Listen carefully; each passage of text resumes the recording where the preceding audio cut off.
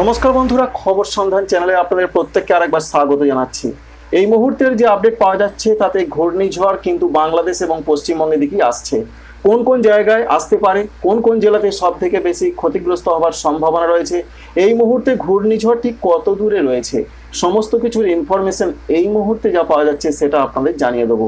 ভিডিওটি দেখার পর ভালো লাগলে একটি লাইক করতে ভুলবেন না। আমাদের চ্যানেলটিকে সাবস্ক্রাইব করে রাখার আপনাদের কাছে রিকোয়েস্ট রইল। এই মুহূর্তের সব থেকে গুরুত্বপূর্ণ যে তথ্য, ডিপ্রেশন তৈরি হয়ে গেছে, অর্থাৎ গভীর নিম্নচাপ। সিস্টেমটি উত্তর এবং উত্তর পূর্ব দিকে এগোচ্ছে এবং এগোতে এগোতে আজকে পূর্ব মধ্য বঙ্গোপসাগরে মাঝ রাতের দিকে আসবে। তখনই একটি সাইক্লোনিক স্টর্ম বা ঘূর্ণিঝড়ের আকারে পরিণত হবে, এমনটা জানাচ্ছেন আবহাওয়া দপ্তর। আর এই মুহূর্তে তার গতিবেগ যেটা রয়েছে, যেটা প্রধানত এখনো পর্যন্ত আপডেট পাওয়া যাচ্ছে, 50 থেকে 60 কিলোমিটার প্রতি ঘন্টায়। গাস্টিং স্পিড রয়েছে 70 কিলোমিটার। আর যদি আপনারা জানতে চান যে এই মুহূর্তে সিস্টেমটি ঠিক কত দূরে রয়েছে, এই মুহূর্তে সিস্টেমটি রয়েছে 700 কিলোমিটার দক্ষিণ এবং দক্ষিণ পশ্চিমে বাংলাদেশের খেপুপাড়া থেকে। অন্যদিকে 660 কিলোমিটার দক্ষিণ এবং দক্ষিণ পূর্বে অবস্থান করছে, যেটা ভারতের সাগর দিক অর্থাৎ পশ্চিমবঙ্গের সাগর দিক থেকে। অন্যদিকে 710 কিলোমিটার দক্ষিণে অবস্থান করছে এই মুহূর্তে পশ্চিমবঙ্গের ক্যানিং থেকে। সুতরাং তার অবস্থানটা এই মুহূর্তে কোথায় রয়েছে সেটা আপনারা বুঝতে পারছেন। এবং সে ঘন্টায় 16 কিলোমিটার পথ অতিক্রম করছে, অর্থাৎ উপকূলের দিকে এগিয়ে আসছে। 1 ঘন্টায় 16 কিলোমিটার পথ আসছে, অর্থাৎ সমুদ্র পাড়ি দিচ্ছে, এমনটাই বলা যেতে পারে। এবার আপনাদের জানাবো, যখন ঘূর্ণিঝড়টি তৈরি হওয়ার সম্ভাবনা রয়েছে অর্থাৎ আজকে রাতের দিকে, তখন তার গতিবেগটা বেশ বেড়ে যাবে, 80 থেকে 90 কিলোমিটার হয়ে যাবে এবং গাস্টিং স্পিড থাকতে পারে 100 কিলোমিটার প্রতি ঘন্টায়। এখনো পর্যন্ত এই তথ্য পাওয়া যাচ্ছে। এবং 26 তারিখে ঘূর্ণিঝড়টি আসতে পড়তে পারে বিকাল বা সন্ধ্যা 6টার দিকে, এখনো পর্যন্ত এই তথ্য। তাই ঘূর্ণিঝড় আছড়ে পড়ছে সম্ভবত বাংলাদেশ এবং সংলগ্ন পশ্চিমবঙ্গ। আরও পরিষ্কার করে যদি আপনাদের জানাই, যেটা ভারতীয় আবহাওয়া দপ্তর জানিয়েছেন, ঘূর্ণিঝড়টি আছড়ে পড়ছে মূলত পশ্চিমবঙ্গের সাগরদ্বীপ এবং বাংলাদেশের খেপুপাড়ার মধ্যবর্তী জায়গায় আছড়ে পড়বে। যখন আছড়ে পড়বে তার গতিবেগ থাকতে পারে 110 কিলোমিটার প্রতি ঘন্টায়। গাস্টিং স্পিড বা ঝাপটা মোড় থাকতে পারে 130 কিলোমিটার প্রতি ঘন্টায়। সুতরাং এটা বোঝা যেতে পারে যে 130 কিলোমিটার গতিবেগ নিয়ে ঘূর্ণিঝড় এগিয়ে আসার সম্ভাবনা রয়েছে এবং 27 তারিখেও সেটি ঘূর্ণিঝড়ের আকারে থাকবে। তবে যখন আছড়ে পড়বে তখন সিভিয়ার সাইক্লোনিক স্টর্ম অর্থাৎ শক্তিশালী ঘূর্ণিঝড়ের আকারে থাকবে। 27 তারিখে যে আপডেট পাওয়া যাচ্ছে, 27 তারিখেও প্রধানত রাত পর্যন্ত সেটি ঘূর্ণিঝড়ের আকারই থাকার সম্ভাবনা রয়েছে। তখন তার গতিবেগ 70 থেকে 80 থাকতে পারে, গাস্টিং থাকতে পারে 90 কিলোমিটার। 28 তারিখে অর্থাৎ 28 মে তারিখে তার গতিবেগ অনেক কমে যাবে, ক্ষমতা হারাবে সিস্টেমটি, তখন একটি ডিপ্রেশনে পরিণত হবে। তখন তার গতিবেগ থাকবে 40 থেকে 50 কিলোমিটার প্রতি ঘন্টায়। এবার আসছি বৃষ্টি প্রসঙ্গে। কোন কোন জেলা সব থেকে বেশি এফেক্টেড হতে পারে? সব থেকে বেশি এফেক্টেড হবে উত্তর এবং দক্ষিণ 24 পরগনা। ইতিমধ্যে রেড অ্যালার্ট বা লাল সতর্কবার্তা জারি করা হয়েছে। তবে আজকের ক্ষেত্রে যে আপডেট রয়েছে, আজকে কলকাতা, হাওড়া, হুগলি, 2 24 পরগনা, 2 মেদিনীপুরের কোনো কোনো অংশে বিক্ষিপ্ত বৃষ্টি হতে পারে। এটা ঘূর্ণিঝড়ের বৃষ্টি নয়। আগামীকাল থেকে ঘূর্ণিঝড়ের বৃষ্টিটা শুরু হবার সম্ভাবনা রয়েছে।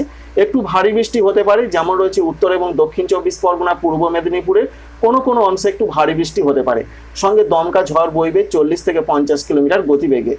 আগামীকাল দুপুর থেকেই প্রধানত একেবারে মধ্যবর্তী যে সমস্ত জেলাগুলো রয়েছে, যেমন রয়েছে বর্ধমান, হুগলি, এখানে মেঘলা আকাশটা আস্তে আস্তে প্রবেশ করবে। তখনই হয়তো আপনারা বুঝতে পারবেন যে আজকের অবস্থার কালকের অবস্থার তফাৎটা কোথায়। আগামীকাল রাত থেকে আরো মেঘলা আকাশ বাড়বে। যাই হোক না কেন, পূর্ব বর্ধমানের জন্য যে বৃষ্টির পূর্বাভাস, 27 এবং 28 তারিখে ভারী বৃষ্টি, 50 থেকে 60 কিলোমিটার গতিবেগে ঝড়।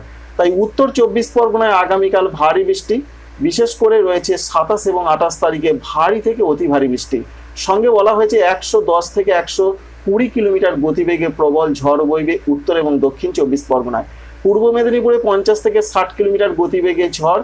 27 তারিখে ভারী বৃষ্টির সম্ভাবনা রয়েছে, 28 তারিখ দুপুর পর্যন্ত সেরকম পরিস্থিতি এবং আগামীকালও ভারী বৃষ্টি কিছু কিছু এলাকায় হবে।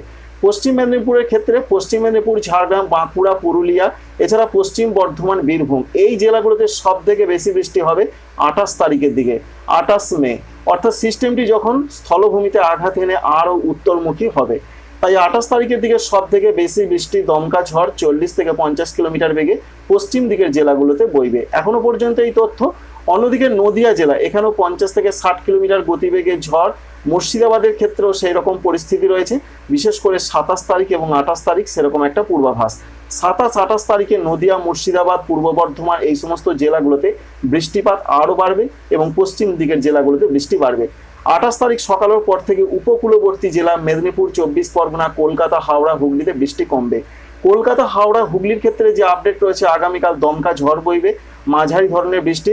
27 এবং 28 তারিখে কলকাতা লন্ডভন্ড হতে পারে, প্রায় 80 থেকে 90 কিলোমিটার গতিবেগে ঝড় বইবে। ইতিমধ্যে অরেঞ্জ অ্যালার্ট জারি হয়েছে কলকাতা এবং হাওড়াতে, সঙ্গে হুগলি জেলাতে।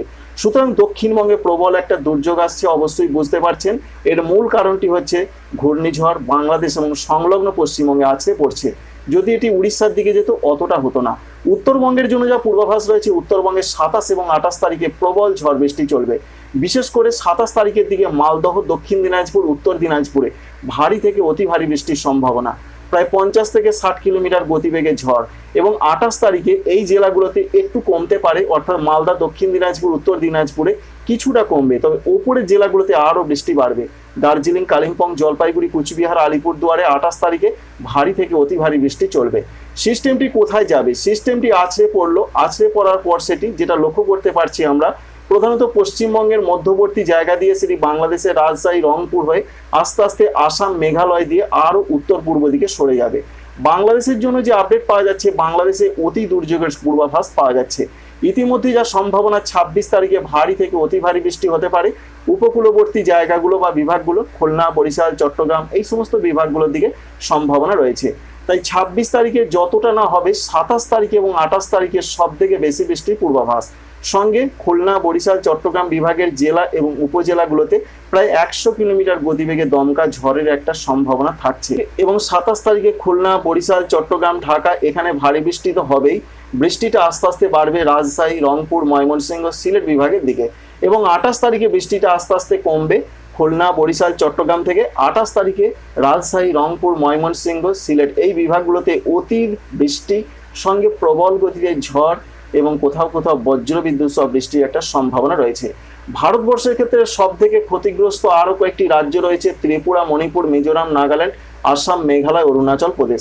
ত্রিপুরার ক্ষেত্রে 27 এবং 28 তারিখে ভারী থেকে 2-1 জায়গায় অতি ভারী বৃষ্টি, 50 থেকে 70 কিলোমিটার গতিবেগে প্রত্যেকটা জেলার উপর দিয়ে দমকা ঝড় বইতে পারে। মণিপুর, মিজোরাম, নাগাল্যান্ডও সেই পূর্বাভাস। তবে আসাম, মেঘালয়, অরুণাচল প্রদেশে বৃষ্টিটা বাড়বে 27 তারিখের পর, বা 27 তারিখ রাত থেকে 27, 28, 29 তারিখে ভারী থেকে অতি ভারী বৃষ্টি হবে। ঝাড়খণ্ডের জন্য যা পূর্বাভাস রয়েছে, ঝাড়খণ্ডে প্রধানত যেমন জামশেদপুর রয়েছে, ধানবাদ রয়েছে, রাঁচি রয়েছে, দুমকা রয়েছে, দেওঘর রয়েছে, মিহিজাম রয়েছে, এই সমস্ত জায়গাগুলোর দিকে বৃষ্টিপাতের সম্ভাবনা বেশি। ভারী বৃষ্টি হতে পারে 28 মে তারিখের দিকে। তো বন্ধুরা, সমস্ত কিছু ইনফরমেশন যতটা সম্ভব আপনাদের সঙ্গে শেয়ার করলাম। পরবর্তী ক্ষেত্রে আরও আপডেট দিয়ে আপনাদের সাহায্য করার চেষ্টা করব। Thank you friends, thank you for watching.